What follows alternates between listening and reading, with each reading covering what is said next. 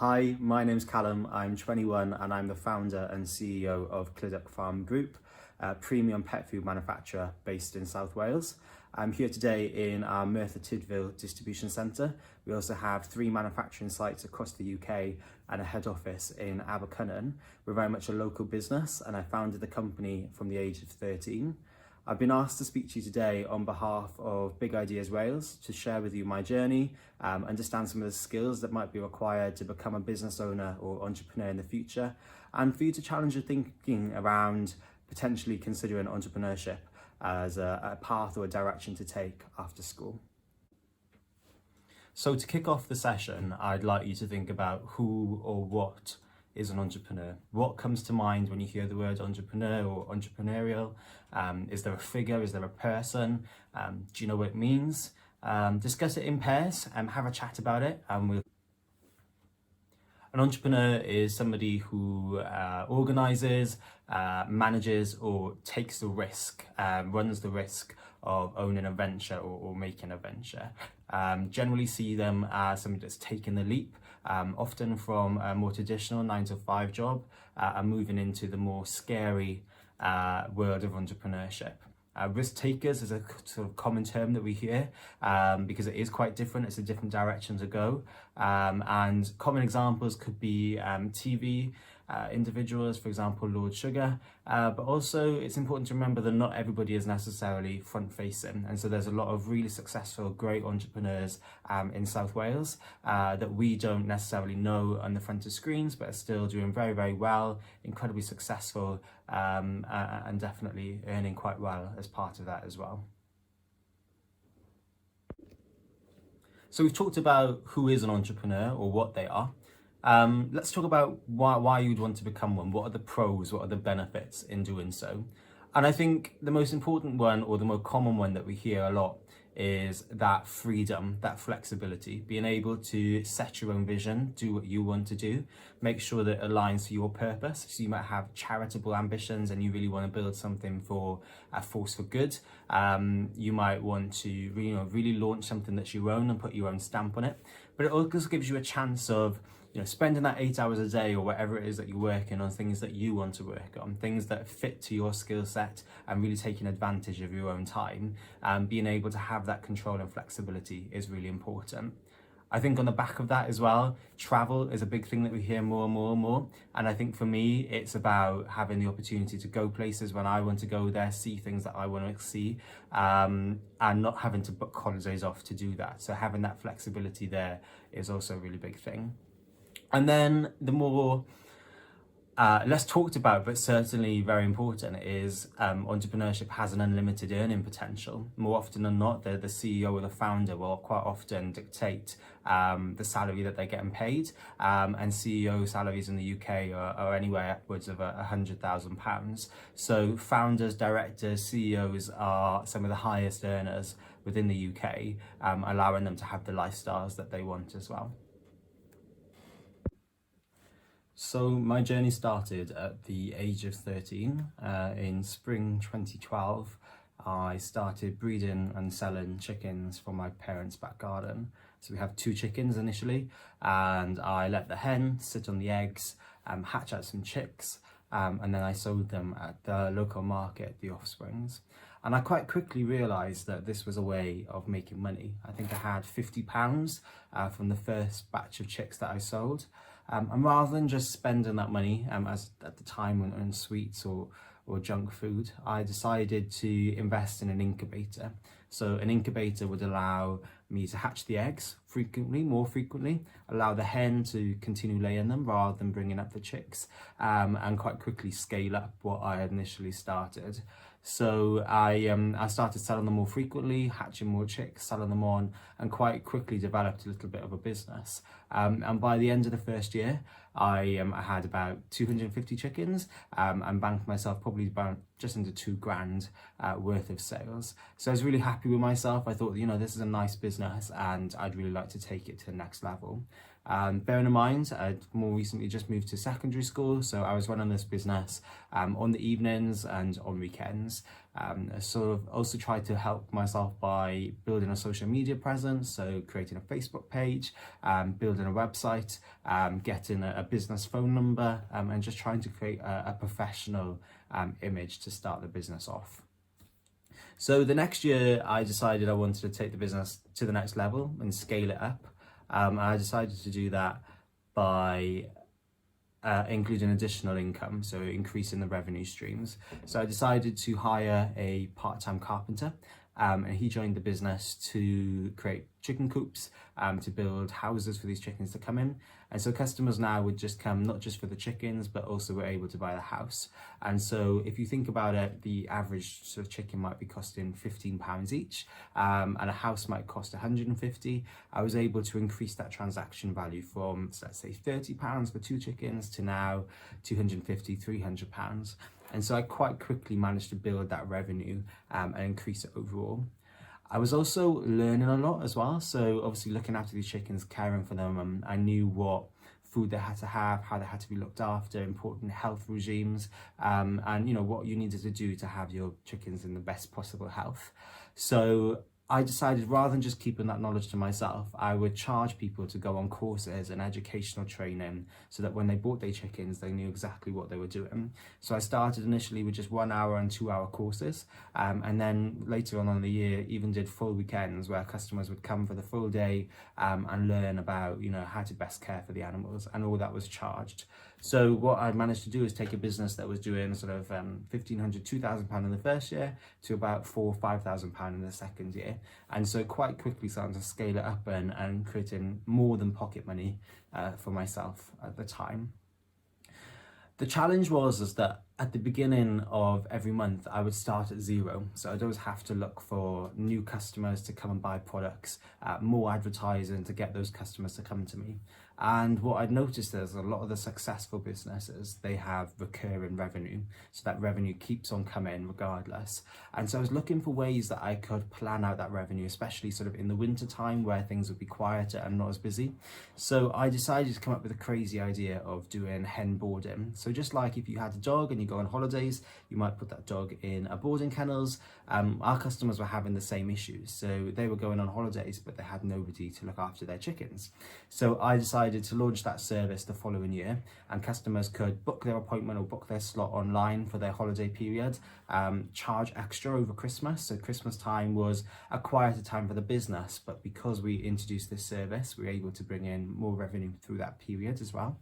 And it was a real success. Really helped customers. They trusted us. They bought their chickens from us in the first instance, and now we're being paid to look after them again, which was fantastic. I also try to identify what else was really important to looking after animals. And of course, the number one thing if you're looking after an animal is feeding them. That's something that you constantly have to buy, constantly have to get. So I took all of the money that I earned in that year, a couple of £1,000, and went to a wholesaler and said, I want to buy wholesale chicken food direct from you. So a couple of weeks later, a massive lorry turns up in our back garden and delivers 2 pallets of chicken foods, 2 tons of chicken food. And it was from a well-known brand, and I hand loaded it off bag by bag, put it in the shed, and then phoned up all my customers and told them, now I'm selling chicken food.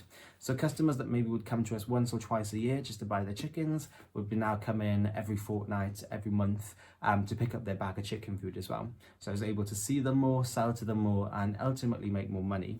The challenge was that we took more money, but we didn't actually make any more profit because the profit margin was really, really small, and it took a lot of work. Like there was a lot of handballing, a lot of movement for me to get all this food off the lorry and into the sheds.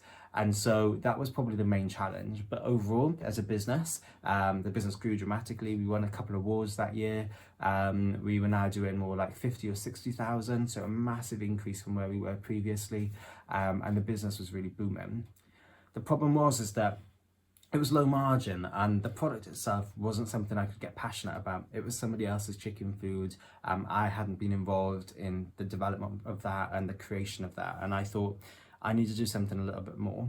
So I decided to teach myself on how to create chicken food, learned all the nutritional requirements, the analytical constituents, what needs to be in there, what shouldn't be in there, and formulated a recipe.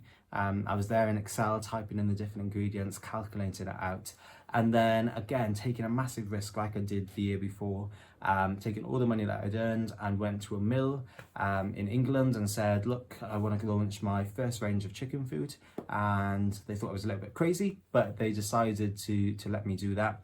So within 6 weeks, we managed to launch our first range of chicken food. Very, very basic packaging, but I was really proud of what I put in there. We had, lots of herbs, lots of beneficial ingredients, and the idea was that chickens would be happier, they would lay more, they would be more productive, and so it'd be a really healthy recipe to feed to them. The only problem was that I had to take 12 tons at a time. So the first order I'd done of somebody else's chicken food was 2 tons. Now I had to do 12. And the problem was that chicken food has a very short date on it. It has generally 2 to 3 months. And with all this product coming, there was 3 massive lorries that drove down. It was blocking up the road. I had to get all this food off. There was no forklifts. We wasn't designed to handle large volumes of product. And then I had the panic of trying to get rid of this stuff. So I would be on trains, on public transport, going to pet shops, going to garden centres, knocking on doors, looking for people to buy this product. I was really pushing Facebook, created a new website, doing Google advertising, trying to find as many people as possible to buy this product. And within about 6 weeks, we managed to shift all of the product that we had and started getting amazing feedback back around how the things that we set out to do were really being executed. So chickens were happier, they were laying more, their feathers were glossier, they were reduced, conditions and illnesses because they had better immune system, and we were really pleased about the progress that we made with that. And that took the business from a very, very small scale livestock business into a product business, into a custom product business, and really over the course of 4 years was creating something that we were really proud of. I think on the 5th year was the year that I left school, and that was when it all changed. I thought, we're really building a business here, and I needed to ask myself, was I going to go to university, was I going to do A-levels, or was I going to really make something of this company? And I took the risk and took the gamble and decided, actually, this is what I want to do. I've set out to do this, and that's what's going to happen. So I left school and I decided to take the business to the next level, and I looked at the market, did some market research, and understood that actually pet food and cat and dog food is where it all really lies. I was very passionate about creating foods that were healthy, that had health benefits, and it was quite limited in the chicken industry, as you can imagine. So I decided to take it to the next level and rebrand, relaunch everything and make it for dogs. So the year I left school, launched Cliddock Farm Food for Dogs, rebranded the range and started producing that product. Again, learning what is required in canine nutrition, what ingredients need to be in there, and started getting back into my spreadsheets and formulating those recipes and sending it out to a couple of manufacturers, asking for prices and asking if they could make the product for us. So in 2015, the business took off. The feedback was really, really good, and we've grown dramatically. We now operate 24/7, 364 days a year. We operate out of a number of different sites across the UK. We make dry food, and we're currently working on some wet foods as well, predominantly for dogs, but we're also moving into cats. We sell into around 300 retailers in the UK. We send to France, Germany, Spain, Romania, other Eastern European countries. We're starting to see interest come in from the Far East and Hong Kong, and so really building a global business. A big customer is focusing on the UK retailer model as well, which is customers like Waitrose and Ocado, and really building that brand and that brand piece that comes with that as well. We have a fantastic team. So up until the year that I left school, I was doing it all myself. It was all very long hours after work, after school and after on the weekends. And now I have the opportunity to work with some fantastic people that enable us to build the brand. And I've selected each person as a key hire over the couple of years, making sure that they were the right fit. They were on the same journey as me. They were all looking to achieve the same things, and brought them on one by one as the business could afford them.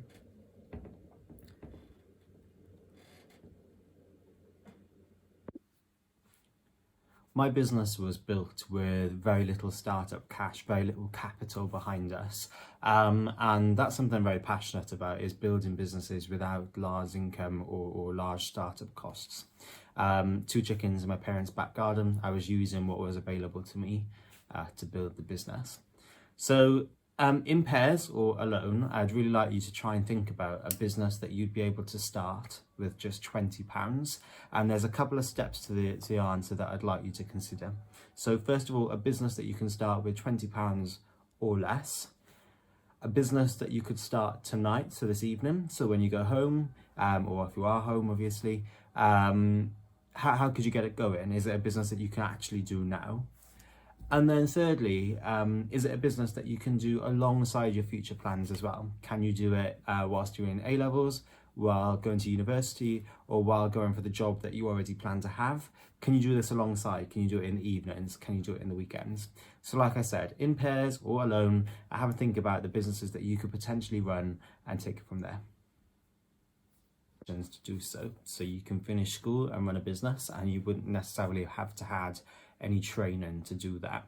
But it is important to have a few key skills that are seen in all successful entrepreneurs and all successful business owners.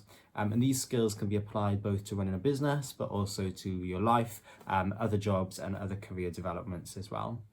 Within Welsh Government and Big Ideas Wales, we use a 4-letter acronym called Acro, and that stands for A is for attitude, C is for creativity, R is for relationships with people, and O is for organisational skills. And if you think about the journey that I've been on personally, all of those 4 come into play quite frequently.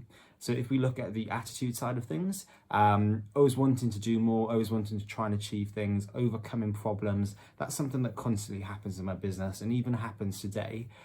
Keeping that positive attitude is essential. Running a business isn't easy, it's very difficult. Whilst it's a fantastic and really beneficial role to do, there's always going to be tough times.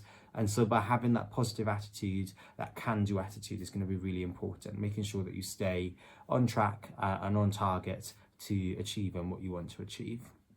When it comes to the creativity element, that's also really important. Your business needs to stand out. It needs to have a USP, a unique selling point. It needs to be different. People really want to come to you. And so in order to achieve that, you do need to be creative. You need to have something that is a little bit better, is a little bit cheaper, is a little bit different, whatever it might be. There needs to be that creative element. If you think about the chicken food, we were the first people to make natural chicken food with specialist ingredients and superfoods and health benefits. And then the same thing for dog food, making really high quality dog food that had, these unique selling benefits were really, really important. So creativity is going to be a big element of running your business as well. Relationship skills are crucial to building a strong team around you, but also building strong connections with suppliers, with customers, anybody else that has a touch point within your business. So when I was going out to stores, when I was going out to retailers and pitching my product, I was able to communicate with them on a one-to-one level, understanding their needs, their desires, and making sure that the product that I was manufacturing fitted those things. Building that relationship means that they can call me up, they can email me whenever they want, and I'm able to service them and deliver exactly what they need. Relationships with the suppliers as well. As a young person trying to get a mill to manufacture a custom chicken food for me, that's a challenge. So being able to create a relationship, build a rapport, and get to know these people is really crucial as well. I think finally, your customers is also a really important one. So not just your retailers, but your one-to-one customers as well. Get on the phone, speak to them, see what they think about your product, get some feedback, and really build strong connections there as well. And then organizational skills is also incredibly important. You can't run a business without being organized. You need to know your numbers, you need to have all your documents in place, you need to be legal, and making sure that that is in an orderly format, that should there be an inspection, should there be end of year coming up and you need to have all your accounts in order, that organizational piece is really important as well.